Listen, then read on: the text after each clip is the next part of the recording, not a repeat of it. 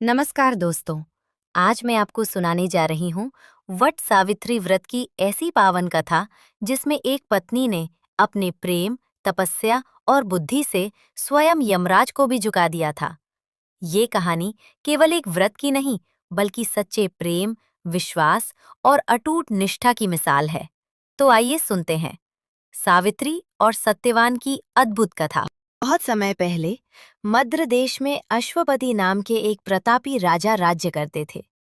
उनके पास धन, वैभव और सुख सुविधाओं की कोई कमी नहीं थी, लेकिन उन्हें संतान सुख प्राप्त नहीं था।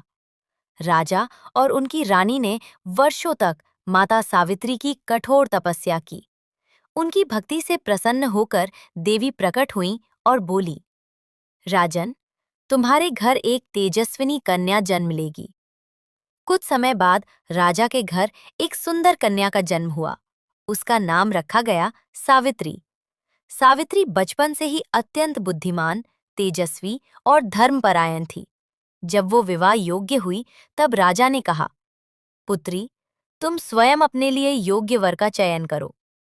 सावित्री वन वन घूमती हुई एक दिन सत्यवान नाम के युवक से मिली। सत्यवान बहुत ही सरल, सत्यवादी और अपने माता पिता की सेवा करने वाला था। सावित्री ने मन ही मन सत्यवान को अपना पति मान लिया। लेकिन जब महर्षि नारद को ये बात पता चली, तो उन्होंने राजा अश्वपति से कहा, राजन, सत्यवान गुणवान तो है, पर उसकी आयु बहुत कम है। विवाह के ठीक 1 वर्ष बाद उसकी मृत्यु निश्चित है। ये सुनकर राजा चिंतित हो उठे। उन्होंने सावित्री को बहुत समझाया, लेकिन सावित्री बोली, पिताश्री, भारतीय नारी केवल एक बार पति चुनती है। मैं सत्यवान को ही अपना पति मान चुकी हूँ। आखिरकार दोनों का विवाह हो गया। सावित्री अपने पति और सास ससुर के साथ वन में रहने लगी।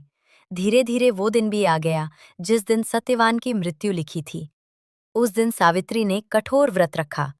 सत्यवान लकड़ी काटने जंगल गए और सावित्री भी उनके साथ चली गई।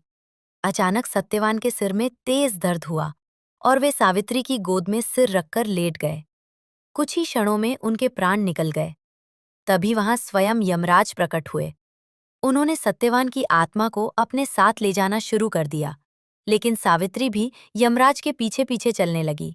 यमराज बोले, देवी, अब लौट जाओ, ये संसार का नियम है। सावित्री बोली, जहां मेरे पति जाएंगे वहीं तक मैं भी जाऊंगी। सावित्री की पतिव्रता और बुद्धिमानी से यमराज अत्यंत प्रसन्न हुए। उन्होंने कहा, मांगो कोई वरदान। सावित्री ने पहले अपने अंधे सास ससुर की आंखों की रोशनी मांगी। यमराज ने वरदान दे दिया। फिर उसने अपने सास ससुर का खोया हुआ राज्य मांगा। यमराज ने वो भी दे दिया।